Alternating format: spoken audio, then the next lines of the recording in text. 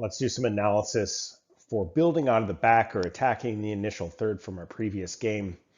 I want to go over some team concepts, but I really want to break down some individual player concepts. So our team concepts are the what. We want to maintain possession, to pass or dribble forward in order to create chances in the final third. We will consider it a successful attack when we get the ball with possession into the middle third. How are we going to do this? Well, we're going to exploit the opposition when they're disorganized, meaning we're going to play quickly, and we're going to try to unbalance and disorganize the opponent. That means we're going to change the point of attack, 1-2 touches, use our diagonal. To continue on with team tactical principles, we love a big shape. We're going to spread out. We're going to use our shape that we have in our formation. We're going to pass or dribble forward when possible. We're going to use our shape and space to create passing options, as many as possible, and we're going to use our diagonal passing and our diamonds. But when we're specifically building out of the back, we're also going to push the defensive line up and take preventative defensive actions, meaning we're going to clear our lines. We're going to be aggressive in getting our defensive forward when we have the ball in an attacking manner, when we break into that middle third. Who's involved in all this? Well, the 1, 2, 3, 4, 5, 6, 7, 11, and 8. Looking at some of the numbers from the game, there were a total of 16 attacks started in the initial third by our goalie. 13 of the attacks were in the first half and 3 attacks only in the second half. So that tells us a couple things. The opposition was less aggressive in the second half.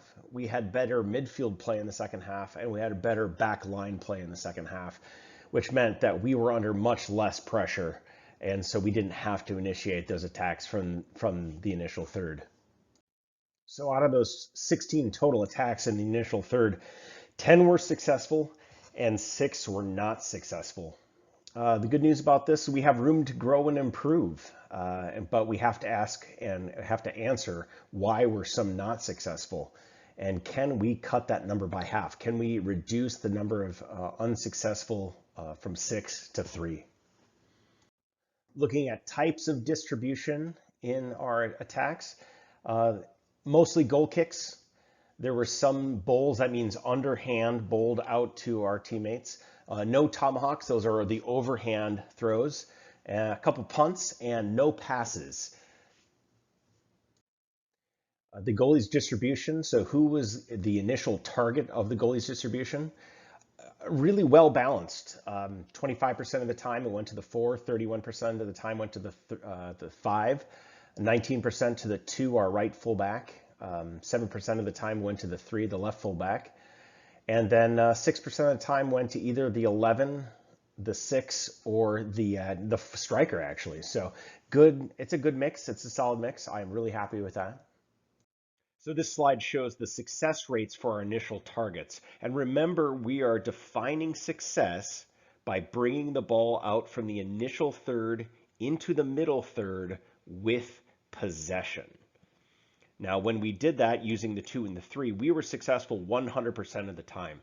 And I really appreciate the players that came to me while the game was going on saying, hey, we need to build it out of the back using our wide players, using our 2 and 3, because that's where we're having success. And the camera proved their initial thoughts correct. So I really love when players see a problem, see a solution, and want to go with that solution. And obviously, if we got the ball to the 11, that was also 100% successful. And if we got the ball directly to our 9 and 10, a little route 1 action, clearly we bypassed a lot of people and we're successful. Now, the 4 and 5 and 6. This is where the room for improvement is and our challenge, and this is why we are working on these fundamentals. Building out of the back, using our shape, and specifically then scanning the field, making good soccer decisions, and then adding a quality first touch with the ball going in the direction that is advantageous for you and your teammate. Okay, so we're going to look at 3 clips. And as we watch the clips, we're going to always evaluate how was the team shape, how was the body shape of the players, when did the scanning occur, how was the soccer decision, and how was the soccer action.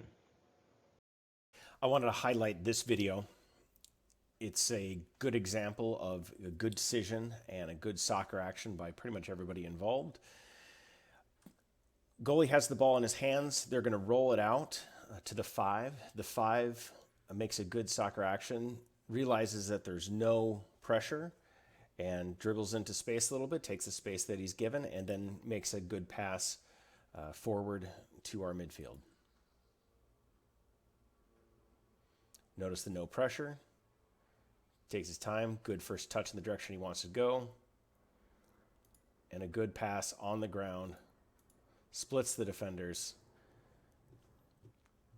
There's some other issues with the positioning of our midfield and our strikers, but in terms of the build-up play, that was success because we're now in the middle third. Okay, so this is a goal kick that we had a challenge with. And it comes down to all the little things we always talk about. Team shape, body shape, are you scanning, what's your soccer decision, and your first touch. So let's talk about team shape first. 4, 1, 5, 6. I would like them a little more in a diamond, with the one setting, obviously, setting up the shape at the penalty box area. Our fullback, unfortunately, needs to be providing our width. His partner is not on the screen. Our 11 is in the right spot. Or sorry, this is our 7. Our 7 is in the right location. This is great because our 11 realizes he's not in the right shape and corrects his action. He's actually, as the clip goes on, going to move in this space. And that then provides us with our true diamond. Our 8 is not on the field, or not on the frame, but he's up there off things. So there's the heart of our team.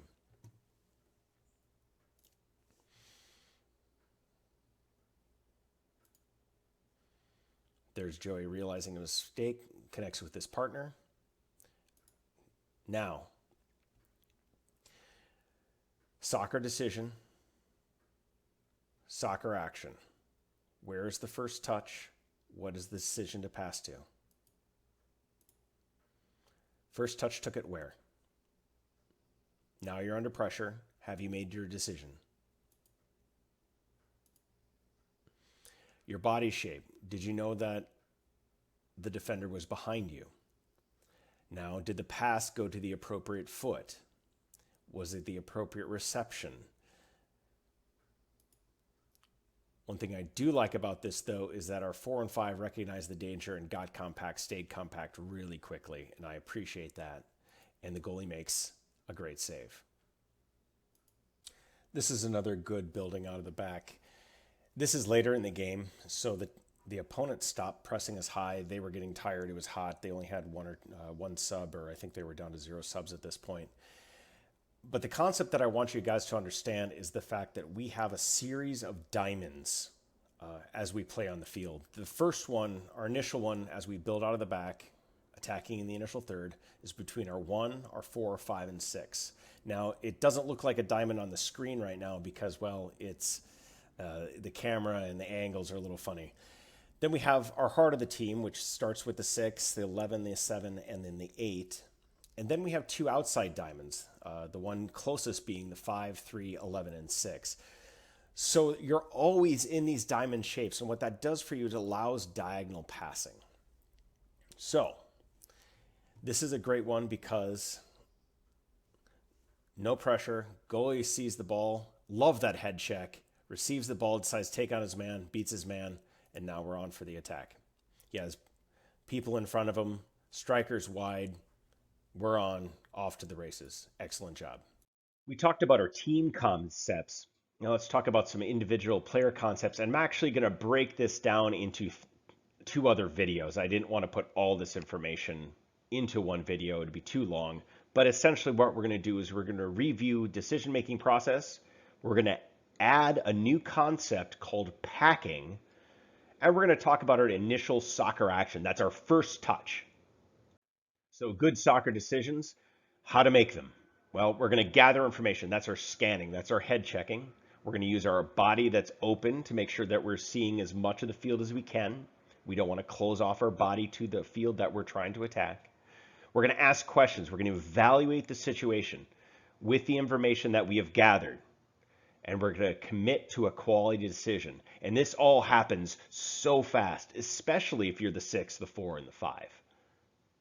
And every player should know right now, when we gather information, we're scanning or head checking, we're looking for 4 things. We're looking for our teammates, we're looking for the opposition, we're looking for space, and we're looking for the ball. Well, when you're building on the back, obviously the goalie has the ball. So you got that one down. Now in the evaluation phase or the questions phase, there's a ton of these, and I've just kind of given a couple of samples now. Like, you have to ask yourself, how's my body shape? Where is the opposition? What is the opposition formation like? How many opponents are covering my 6? Where are my teammates? Are they in the right location? How can I affect my teammates' positioning? It goes on because every single time you're playing on the field, the situation will change. Is the sun in my eye? Is it raining? Is it a grass field, a non-grass field? All this information has to go on, but in the end, you have to ask yourself, where do I want it to go and how can I get it? And the answer is, well, you want to get the ball to the middle third with possession in the easiest way possible. Okay, so you looked around, you know where your teammates are and where are their passing options. Is a couple of the players covered or is everybody open? Is it a high pressing opponent or an opponent that's sitting back a little bit? Which passing option is better? If I have more than one passing option, do I have a better option? So if all of a sudden I can say which passing option is better, that's a quality statement. So remember, we're trying to look for a good quality soccer decision and a quality soccer action. So right now, how do we know which passing option is better? And that method is called packing. That's going to be the subject of the next video. Essentially, it's possession for possession's sake versus possession for purpose. I'll break it down a little more, but that's the next video. The third and final video in this series of attacking the initial third is going to be the first touch. I'm going to have you guys evaluate the first touches of the build-outs to see if it was a quality soccer decision and a quality soccer action.